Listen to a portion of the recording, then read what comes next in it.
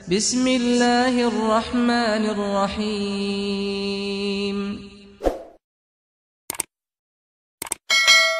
نحمده ونصلي على رسوله الكريم اما بعد اعوذ باللہ من الشیطان الرجیم بسم اللہ الرحمن الرحیم۔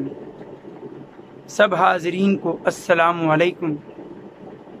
رب اشرح لی صدری ویسر لی امری واحلل عقدۃ من لسانی یفقہوا قولی۔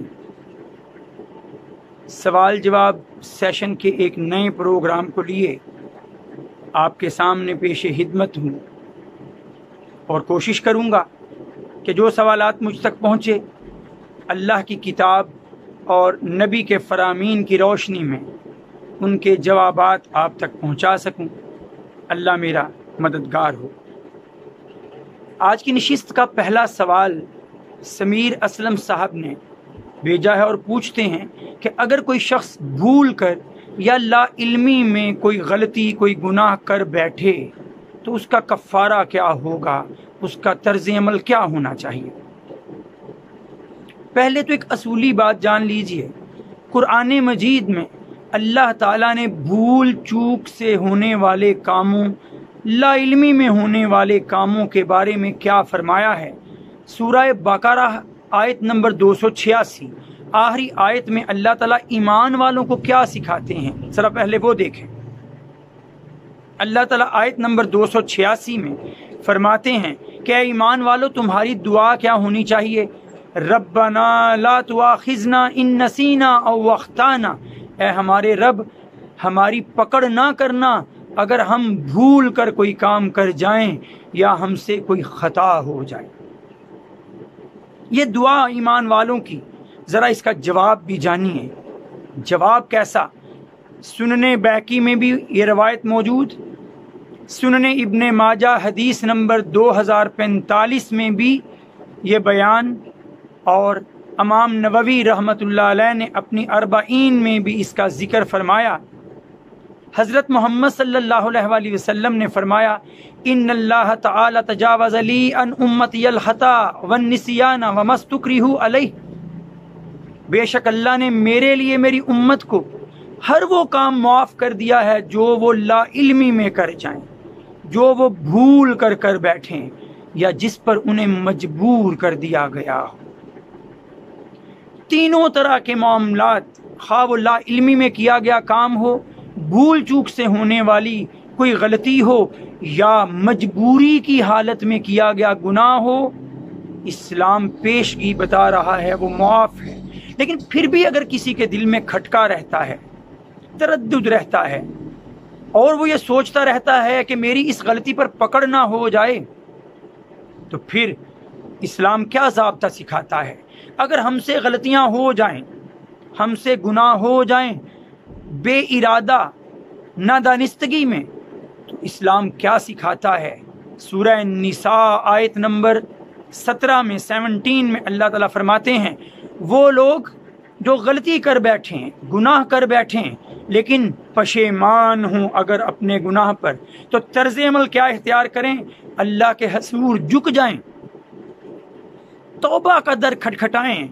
اللہ تعالیٰ خود فرما رہے ہیں آیت نمبر 17 میں انما التوبۃ علی اللہ للذین یعملون السوء بجہالۃ، بے شک اللہ کے نزدیک توبہ ان لوگوں کی ہے جو نادانی میں کوئی غلطی کر بیٹھیں، ثم یتوبون من قریب، پھر وہ جلدی سے توبہ کر لیں، فاولئک، تو یہی لوگ ہیں یتوب اللہ علیہم، جن کی اللہ توبہ قبول فرماتا ہے۔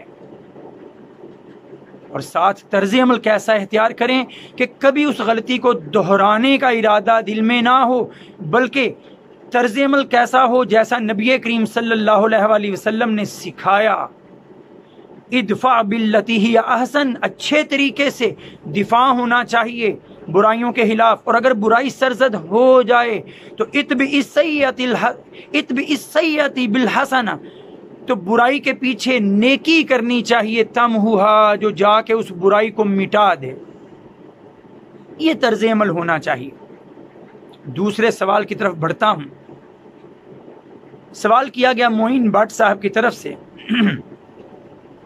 کہ کیا تاریخ میں کوئی ایسے واقعات ہیں کہ جب سورج کو طلوع ہونے یا غروب ہونے سے روک دیا گیا ہو یا سورج کو غروب ہونے کے بعد لوٹا دیا گیا ہو؟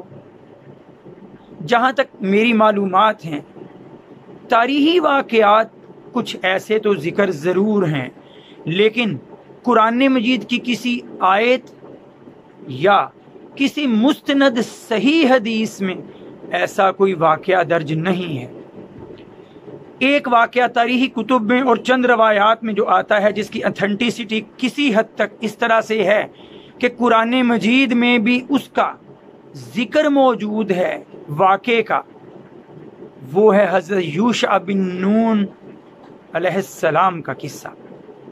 یہ نام اگرچہ قرآن مجید میں نہیں آیا، لیکن حضرت موسیٰ علیہ السلام کے جان نشین یہ پیغمبر حضرت یوشع بن نون، جن کا نام بائبل میں آیا ہے، اور وہاں سے مفسرین نے جو واقعہ اخذ کیا ہے وہ یوں ہے کہ اللہ تعالیٰ کی طرف سے جب قوم جبارین کے خلاف جہاد کا حکم ہوا حضرت یوشع بن نون علیہ السلام اور ان پر ایمان لانے والے لوگوں کو، تو حضرت یوشع بن نون ان نافرمانوں کے جن کے خلاف لڑنے کا اللہ نے حکم دیا، اور اس کا ذکر سورہ بقرہ کے دوسرے پارے کے آخری حصے میں موجود، اسی طرح نام لیے بغیر حضرت یوشع بن نون علیہ السلام کا ذکر سورہ کہف کی آیت نمبر 62-63 میں بھی موجود۔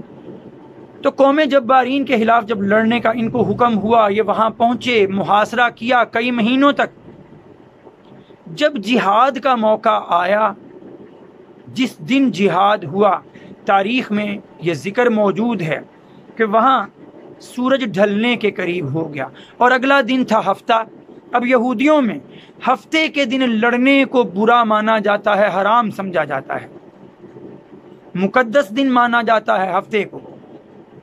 حضرت یوشع بن نون علیہ السلام نے اللہ سے دعا کی، یا اللہ اس سورج کو ڈھلنے سے روک دے، کہ اگر یہ ڈھل گیا، ہفتے کا دن آ گیا، تو ان مسلمانوں کی جو تیرے لیے لڑ رہے ہیں ہمت جواب دے جائے گی، اور پھر شاید یہ یکجا نہ ہو سکیں۔ سورج کی طرف بھی اشارہ کرتے ہوئے کہا، تو بھی اسی ذات کا تابع ہے جس کا تابع میں ہوں۔ اللہ تعالیٰ کے حکم سے سورج رک گیا اور نہیں ڈھلا، نہیں غروب ہوا، اور مسلمانوں کو حضرت یوشع بن نون علیہ السلام کے لشکر کو فتح حاصل ہوئی۔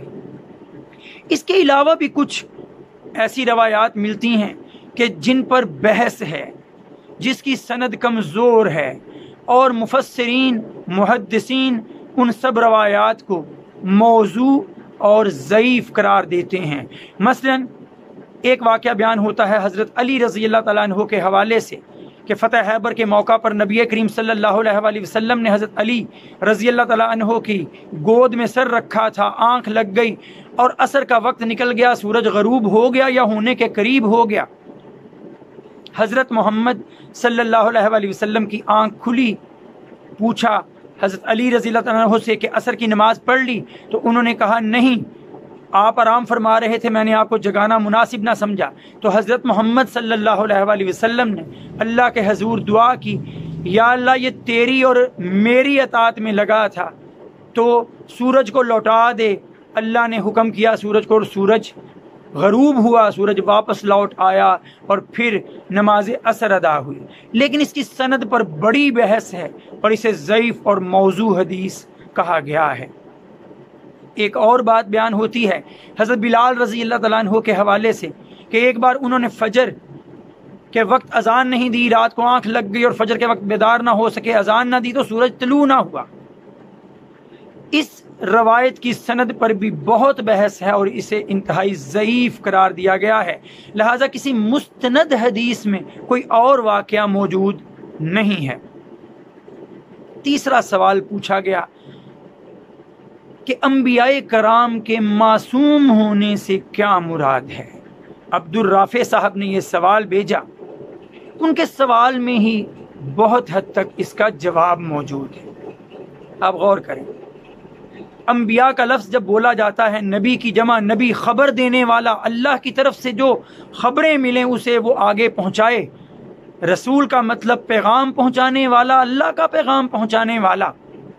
تو کیا اللہ اپنے انبیاء سے، اپنے رسولوں سے غلط کام کروائے گا؟ کیا اللہ تعالیٰ اپنے رسولوں کو غلط کام کہے گا؟ کیا اللہ تعالیٰ اپنے رسولوں سے ایسی غلطیاں سرزد ہونے دے گا جو زبان زد عام بعد میں ہو جائیں؟ ایسا ممکن نظر نہیں آتا۔ کیوں؟ کیونکہ اللہ تعالیٰ دیکھیے خود سورہ نساء کی آیت نمبر 64 میں فرماتے ہیں وَمَا أَرْسَلْنَا مِن رَّسُولٍ إِلَّا لِيُطَاعَ بِإِذْنِ اللَّهِ، کہ ہم ہر رسول کو اللہ کے حکم سے واجب اطاعت بنا کر بھیجتے ہیں۔ اس لیے بھیجتے ہیں کہ اللہ کے حکم کے مطابق ان کی اطاعت ہو۔ ہر رسول، ہر نبی واجب اطاعت ہے، اور جس نے واجب اطاعت ہونا ہو، جس کے پیچھے لوگوں نے چلنا ہو، اللہ کبھی انہیں غلطی والے کام تو نہیں سکھائے گا۔ اور اس کا ثبوت خود قرآن سے موجود۔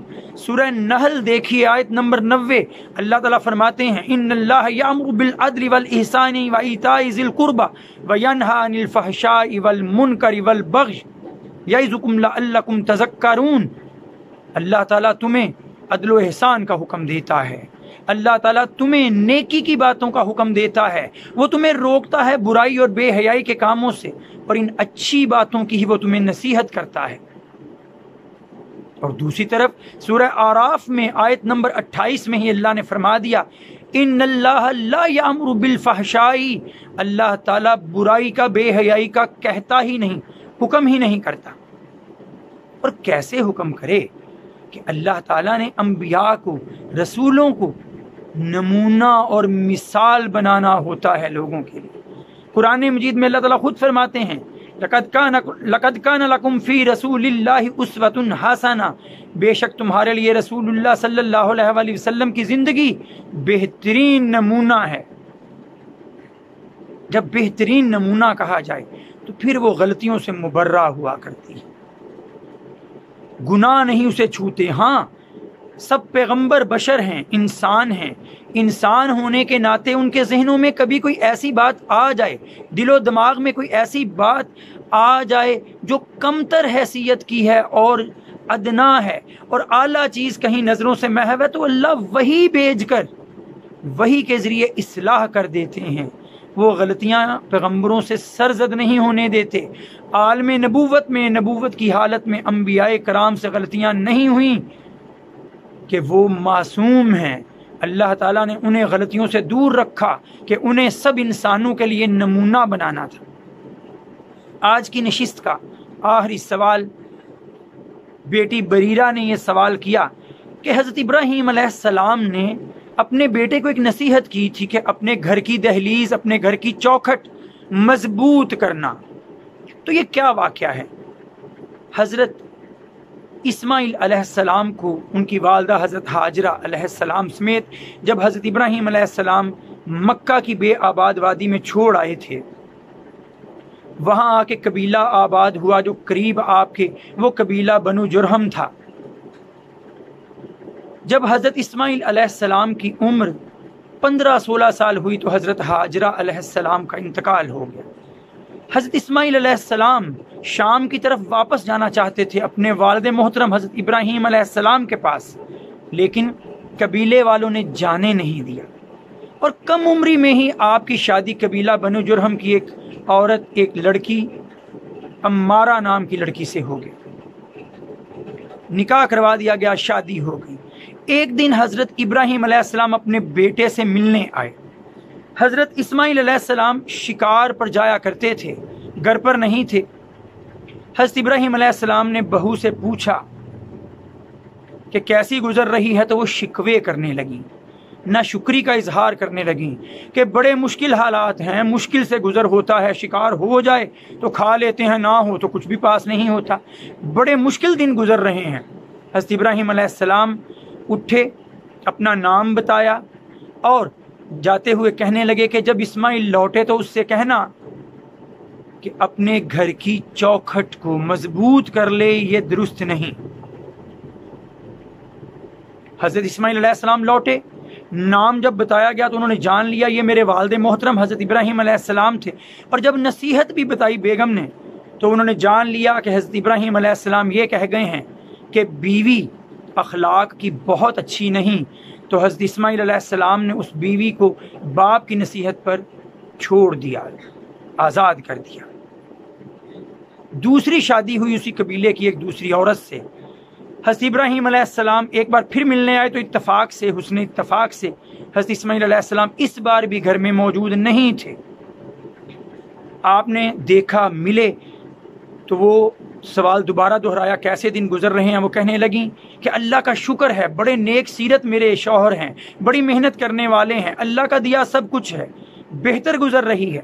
حضرت ابراہیم علیہ السلام اٹھے، اپنا تعارف کروایا اور جاتے ہوئے کہنے لگے کہ اپنے شوہر سے کہنا کہ اس کی دہلیز بہت اچھی ہے، اس کے گھر کی چوکھٹ بہت اچھی ہے، اسے اسی طرح مضبوط رکھے۔